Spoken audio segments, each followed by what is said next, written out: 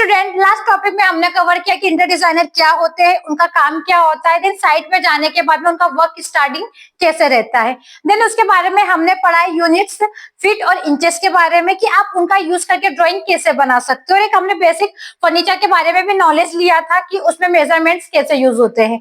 उसके बाद में हमने पढ़ा मेजरिंग टेप, जिसका आप साइट पे कैसे यूज कर सकते हैं, मेजरिंग टेप को पढ़ना कैसे, उसकी स्टडी कैसे करना है, देन उसके बाद में साइट पे कैसे इंप्लीमेंट करना है।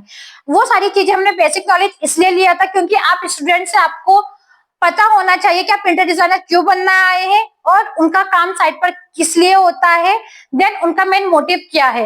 अब हम डिस्कशन करेंगे ड्राइंग्स के बारे में। ड्राइंग बेसिक स्टार्टिंग कैसे होती है, हम उस ड्राइंग को पेपर पे कैसे ड्रॉ कर सकते हैं, देन ऑटोकैड में कैसे ड्रॉ होती है।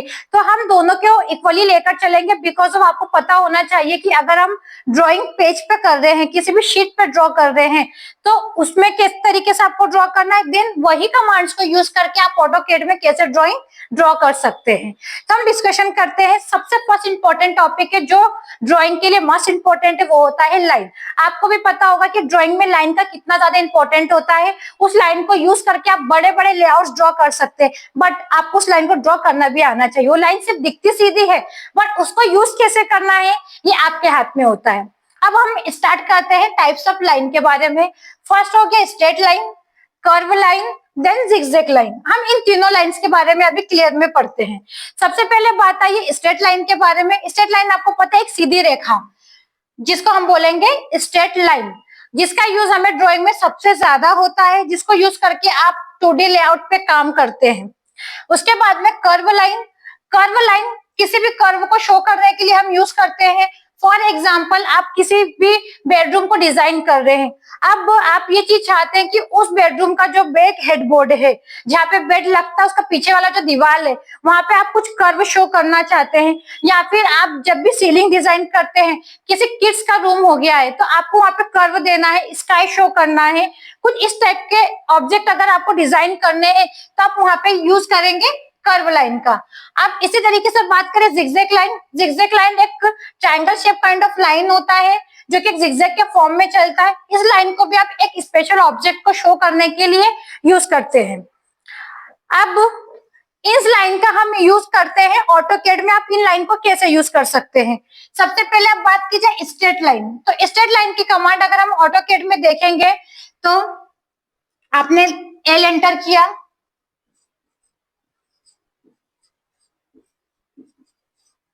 देन उसके बाद में आपको ऑटोकैड में कमांड शो हो जाएगा जिसके थ्रू आप लाइन ड्रॉ कर सकते हैं। बट एक चीज याद रखिएगा, आप नॉर्मल लाइन सीधी कैसे भी खींच सकते हैं, बट उसमें एक मेजरिंग इंपॉर्टेंट होता है यूनिट का, जो हमें सेट करनी होती है, जिसके बारे में हम आगे पढ़ेंगे।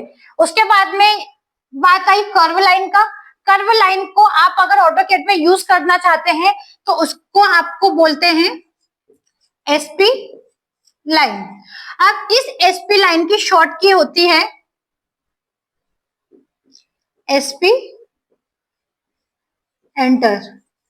ये बहुत ट्रिकी लाइन होती है। इस एसपी लाइन को हैंडल करना इजी नहीं होता, इसके लिए आपको प्रैक्टिस की बहुत ज्यादा जरूरत पड़ेगी। बट अगर आपने एक बार एसपी लाइन पे कमांड कर ली तो आपके लिए वर्क करना बहुत ज्यादा इजी हो जाएगा। बात करें जिगजैग लाइन, तो आप इस लाइन को यूज करके भी, कमांड को यूज करके भी आप जिगजैग लाइन ड्रॉ कर सकते हैं। बट कुछ ऑब्जेक्ट और भी होते हैं, कुछ टूल्स ऐसे होते हैं जिसमें डायरेक्ट आप जिगजैग लाइन भी ऑटोकैड में ड्रॉ कर पाएंगे, जिसे हम आगे डिस्कशन करेंगे। ठीक है, अब बात की जाए straight line, curve line and zigzag line की, तो इसके पार्ट में होती है कंटिन्यूअस लाइन और एक होता है डिसकंटिन्यूअस लाइन। ठीक है, अब उसके बाद में कंटिन्यूअस लाइन के बारे में बात की जाए तो आप उसके वर्ड से ही पहचान गए होंगे। कंटिन्यूअस का मतलब है कि बीच में कट नहीं हो रही है, वो सीधी लाइन जा रही है। अगर आप किसी रोड पे भी जाते हैं तो काफी रोड पे ऐसा होता है कि ये रोड कंटिन्यू है, काइंड ऑफ ये लाइन वैसी भी है जो कंटिन्यू लाइन ड्रॉ होती है जिसमें बीच में कट नहीं होता है। और डिसकंटिन्यू लाइन के बारे में बात की जाए तो मान लो एक लाइन आपने ड्रॉ करी है, अब मैंने इसे बीच में से ब्रेक कर दिया, इसको भी मैंने ब्रेक कर दिया,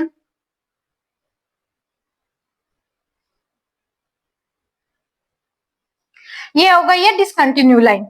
इस लाइन को आप बेसिकली कैसे यूज करेंगे लेआउट में? काइंड ऑफ लेआउट ड्रॉ किया है, आपने उसके अंदर आपको विंडो को शो करना है, तो विंडो को आप डिसकंटिन्यू लाइन के थ्रू शो कर सकते हैं। अब बताइए कि आप इसको क्यों यूज करेंगे? आप इसको इसलिए यूज करेंगे क्योंकि कुछ ऑब्जेक्ट ड्राइंग में ऐसे होते हैं जिन्हें आपको डिफरेंट शो करना होता है, ताकि आप जब भी ड्राइंग स्टडी करें तो कुछ ऑब्जेक्ट आपको क्लियर शो हो जाए कि ये विंडो है, ये स्लाइडिंग विंडो है, ये स्लाइडिंग डोर है, या फिर ये बालकनी रेलिंग है। तो आप बेसिकली इस लाइन को वहां पर यूज करेंगे। अब हम आगे पढ़ते हैं कि इन लाइन को यूज करके आप अपना लेआउट कैसे शो कर सकते हैं।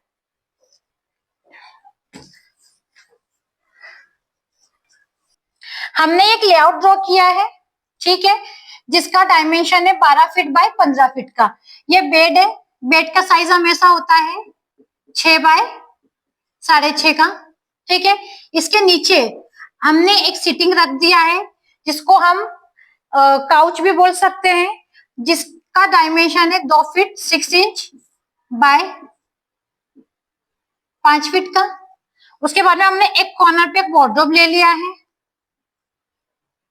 फॉर एग्जाम्पल, इस वार्डरोब का जो डायमेंशन है, ये डेप्थ में गया है 2 फीट में, देन विड्थ में है 6 फीट, देन उसी के सामने एक छोटा सा हमने टीवी यूनिट ले लिया है। अब इस लेआउट में आप देखेंगे कि हमने काम किससे किया है? स्ट्रेट लाइन के थ्रू, ठीक है। स्ट्रेट लाइन से ही हमने पूरा लेआउट ड्रॉ किया है, बेड एंड ऑल सारी चीजें हमने शो करी है। अब इस रूम में मुझे विंडो शो करना है। मान लीजिए इस वॉल पे मेरा विंडो आ रहा है, तो उस विंडो को हम इस लाइन के थ्रू शो कर सकते हैं, जिसको बोलते हैं हम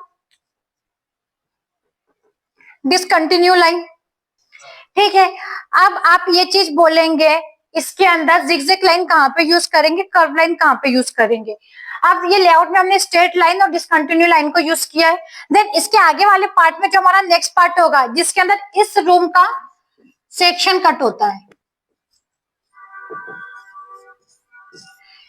ये टर्म है इंटर डिजाइनर की। जब भी एक रूम आप डिजाइन करते हैं तो उसके 4 सेक्शन आप डिवाइड करते हैं।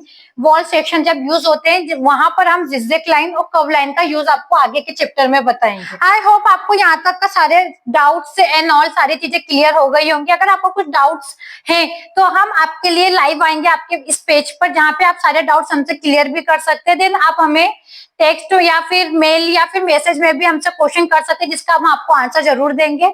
अगर आपको हमारे टॉपिक आज अच्छा लगा है कि आपको कुछ चीजें क्लियर हुई होंगी, आई अंडरस्टूड, या अभी स्टार्टिंग के पॉइंट चले इंटर डिजाइनिंग से लेके, लेकिन आप हमारे साथ जैसे कंटिन्यू जुड़े रहेंगे तो आपको काफी सारी चीजें जो है कि क्लियर होंगी कि इंटर डिजाइनर कैसे काम करते हैं, कहाँ पे क्या चीज का यूज होता है, इसके बारे में सारी डिटेलिंग फाइल हम पर डे ड्रॉइंग के बारे में भी डिस्कशन करेंगे। जैसे जैसे आगे आप नॉलेज गेन करेंगे, उसके बाद में हम आपको practical knowledge, material detailing, drawing and इसके बारे में भी समझाएंगे। ये हमारा स्टार्टिंग है। देन उसके बाद में आगे के पार्ट में आप देखते जाएंगे कि आपको काफी सारी चीजों को देखने को मिलेगा।